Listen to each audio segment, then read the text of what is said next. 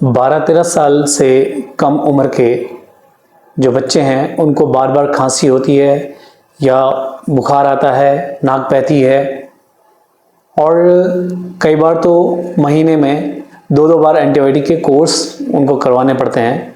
तो पेरेंट्स परेशान होकर के हमसे ये पूछते हैं कि इन सब का क्या कारण है जो बच्चों को बार बार ये तकलीफ हो रही है।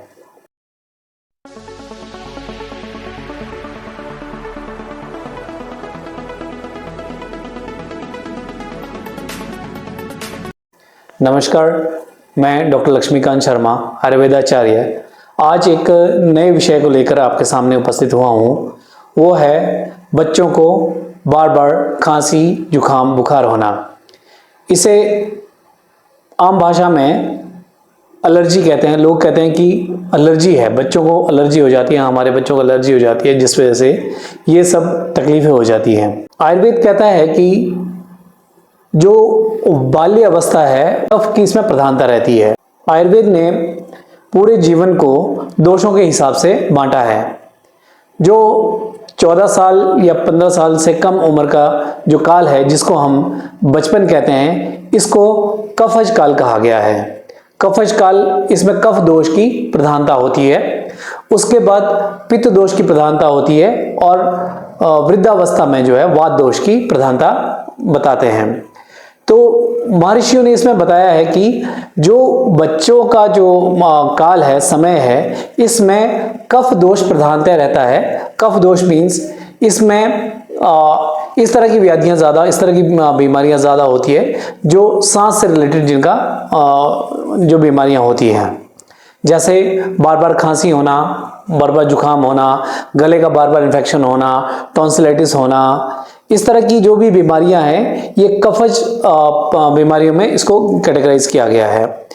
तो जिन बच्चों को ये बार बार ये तकलीफ होती है वो कफ की वजह से ही होती है। इस समय हम यदि कोई ऐसा बच्चे को खाना इस तरह का देते हैं जिससे कि कफ की दुष्टि हो जाती है या कफ में वृद्धि हो जाती है, तो बार बार उनकी वजह से ये तकलीफ होती है। आप इसको कह सकते हैं कि ये कोई एलर्जी भी है, ऐसा भी कह सकते हैं कि उस चीज़ से इसको एलर्जी होती है। हाँ, एलर्जी भी हम इसको कह सकते हैं, मॉडर्न एस्पेक्ट्स के हिसाब से हम इसको देखें तो ये एक प्रकार की एलर्जी ही है।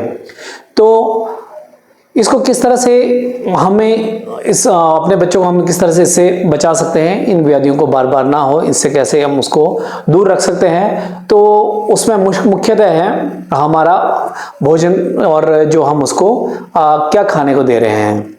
जैसे छोटे बच्चों को कहते हैं ज़्यादा चॉकलेट्स नहीं खिलाना है, मीठा नहीं खिलाना है, दही नहीं खिलानी है। जिन बच्चों को बार बार खांसी, जुकाम, बुखार ये होता रहता है, उनको कुछ फ्रूट्स अवॉइड करने हैं। जैसे केला उनको नहीं देना है।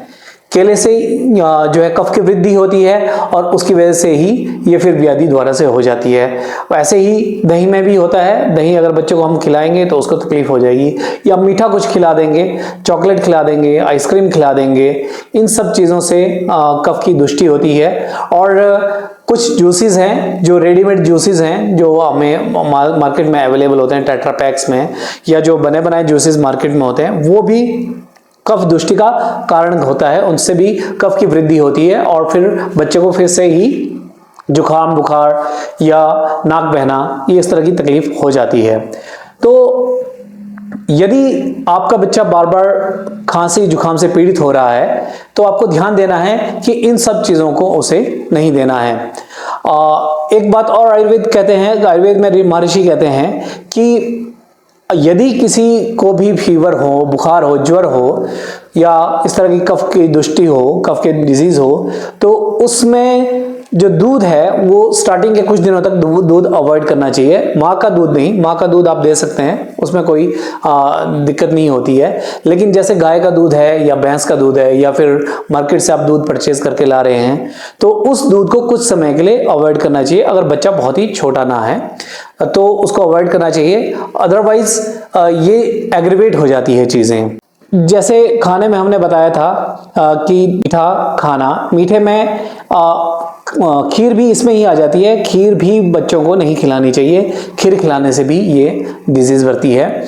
और एक बात का और ध्यान रखना होता है कि उसका जो एक्सपोजर है, इसके लिए इन्वायरमेंट से लेकर के एक्सपोजर है, उस पे भी हमें उसका ध्यान देना है। यदि सडन उसको कोल्ड एक्सपोजर हो जाता है तो भी ये कफ दृष्टि के कारण होते हैं, तो भी बच्चे को सांस लेने में तकलीफ होती है, या बार बार खांसी होता है, या नाक बहता रहता है। एक बात का और ध्यान देना होता है हमें टॉन्सिलाइटिस को लेकर के। जब भी नाक में नेजल ऑब्स्ट्रक्शन होगी तो बच्चा जो है माउथ से ब्रीदिंग लेगा, सांस मुंह से लेता है, और सांस जब मुंह से लेना स्टार्ट कर देता है तो सारे जो एयर में जितने भी बैक्टीरियाज हैं या उसकी ड्राइनेस है एयर की, वो डायरेक्ट हमारे थ्रोट को इफेक्ट करती है, और उसकी वजह से भी टॉन्सिलाइटिस होते हैं, बार बार बच्चे को टॉन्सिलाइटिस होते हैं।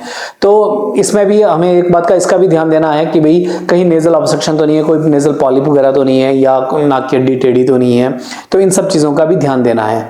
नेजल पॉलिप भी कफ वृद्धि वाले आहार या विहार से वो बढ़ता है, नेजल पॉलिप बढ़ता है। आप देखेंगे अगर कोई किसी बच्चे ने जूस पी लिया या आइसक्रीम खा ली जिसको ये बार बार तकलीफ होती है, तो आप अगर उसके नाक चेक करोगे तो पहले उसका नाक थोड़ा ठीक होगा, ऑब्स्ट्रक्शन इतनी नहीं होगी।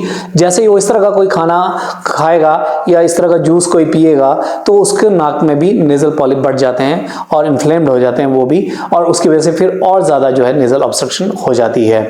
तो इन सब बातों को ध्यान में रखते हुए यदि आपके पास या आस पड़ोस में कोई आपके ऐसा कोई बच्चा है जिसको बार बार इस तरह की तकलीफ हो रही है और बच्चा वीक हो रहा है, तो हमें स्ट्रिक्टली इन चीज़ों को छुड़वाना पड़ेगा, इन चीज़ों को उसको नहीं देना होगा। तो ये बार बार जो अटैक होते हैं इसके बार बार ये नहीं हो पाएंगे और बच्चा स्वस्थ रहेगा। अगर फिर भी हम किसी वजह से ये सब चीज़ों को नहीं रोकते हैं तो ये बच्चा अस्थमैटिक कंडीशन में भी चला जाता है। इन सब चीज़ों से बचने और ऐसी स्थिति ना आए कि जिसके कारण ये सब तकलीफ हो, तो इन सब चीज़ों को आप अगर ध्यान रखेंगे तो बच्चे को इन बीमारियों से बचाया जा सकता है।